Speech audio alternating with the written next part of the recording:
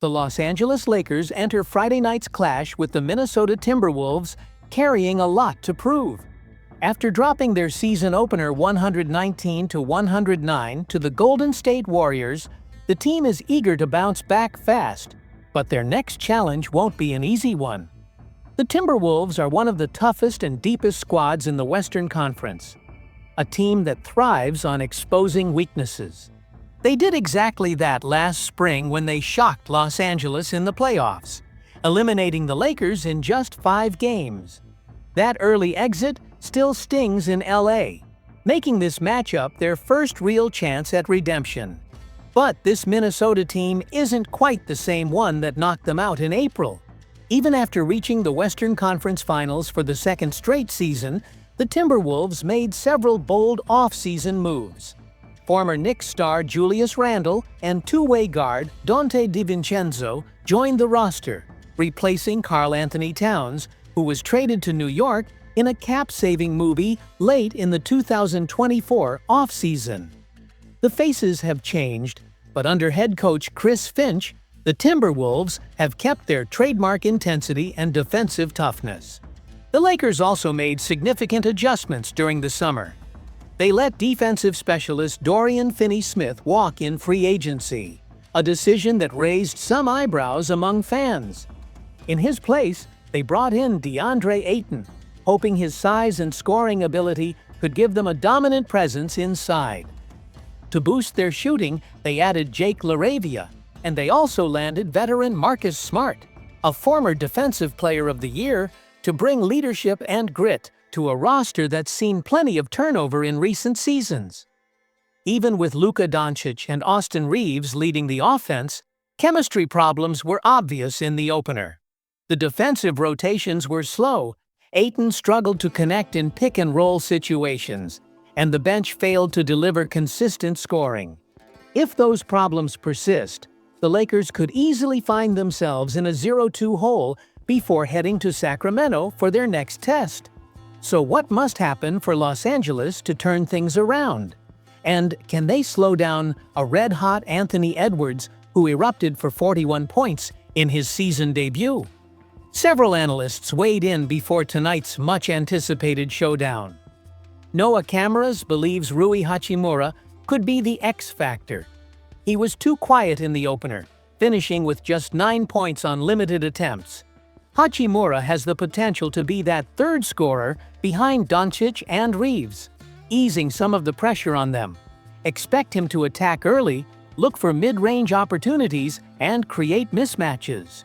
Nelson Espinal thinks the key lies with DeAndre Ayton. He needs to build better rhythm with Luka Doncic. In the opener, Ayton was often out of position, making it hard for Luka to find him in pick-and-roll plays. The Lakers signed Ayton to dominate the paint, not disappear from it. If he can establish himself inside and protect the rim, both the Lakers' offense and defense will improve dramatically. Aaron Coloma points out a familiar issue. The Lakers lean too heavily on their stars. Doncic and Reeves were fantastic, but they can't carry the entire load every night. Someone else, whether it's Ayton, Hachimura, or Smart, needs to step up. Minnesota's physical, fast-paced style demands a total team effort. Patrick Warren expects Gabe Vincent to bounce back. He shot just 1 for 4 from 3 in the opener, but he's too good of a shooter to stay cold. The Lakers need his energy off the bench, especially when the offense stalls. He also needs to tighten up defensively after getting exposed multiple times against the Warriors. Gabe Sampson sums it up well. This game feels like another duel between superstars. Both Luka Doncic and Anthony Edwards opened the season with 40-point nights, and both will try to follow up with another statement performance.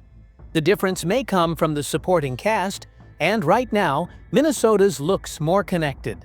Ricardo Sandoval says the Lakers' supporting players underperformed across the board in Game 1.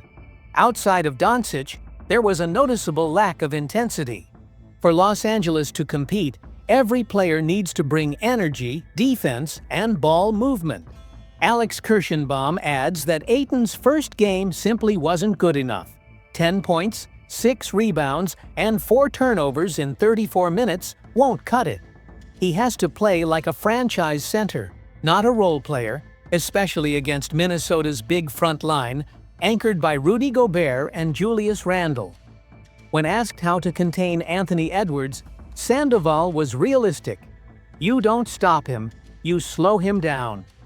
The Lakers' best option is to trap him early, force him to give up the ball, and make the Timberwolves' other players initiate offense. Minnesota hurt LA last postseason with strong ball movement and physicality, and they'll likely try the same formula again tonight. Off the court, another story made headlines after the Lakers' opening night loss: LeBron James' body language. The Lakers started their 2025-26 campaign with a disappointing 119-109 defeat to the Warriors, raising questions about effort, chemistry, and leadership. But more than the score, it was the image of LeBron sitting quietly at the end of the bench that went viral, sparking endless speculation online. From the opening tip, the Lakers looked flat. Their energy was off, the ball movement stalled, and the spacing was a mess. Luka Doncic, now leading the Warriors after a blockbuster trade, made them pay for every mistake, dropping 43 points, 12 rebounds, and 9 assists in a dominant outing. Austin Reeves was one of the few bright spots, scoring 26 points, though most came late when the game was already decided. The starters were outplayed, the defense was slow, and the execution lacked the structure. New head coach J.J. Redick has emphasized since training camp. Still, it wasn't the poor performance that grabbed attention. It was LeBron's silence. Cameras caught him motionless, arms folded, rarely speaking to teammates. Social media exploded with theories. Was he frustrated? Sending a message to management? Upset over contract talks or lingering injury issues? Some even suggested he might be thinking about his future beyond the Lakers. Head coach J.J. Redick quickly stepped in to shut down the rumors. Speaking to reporters the next day, he defended LeBron, saying the 40-year-old veteran remains deeply involved behind the scenes, even if his demeanor on the bench suggested otherwise.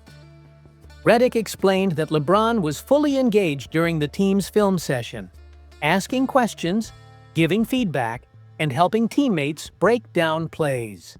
He called it the kind of healthy, open dialogue every successful team needs. According to Redick, LeBron was one of the most vocal voices in that meeting, pointing out defensive mistakes and helping younger players understand details that separate good teams from great ones. It's the kind of leadership moment fans don't always see, but it's invaluable inside the locker room. It's also worth remembering that LeBron isn't on the court right now for a reason. He's still recovering from a sciatica issue that sidelined him through the preseason and may keep him out until mid-November. Those who know him understand that sitting out eats at his competitive nature.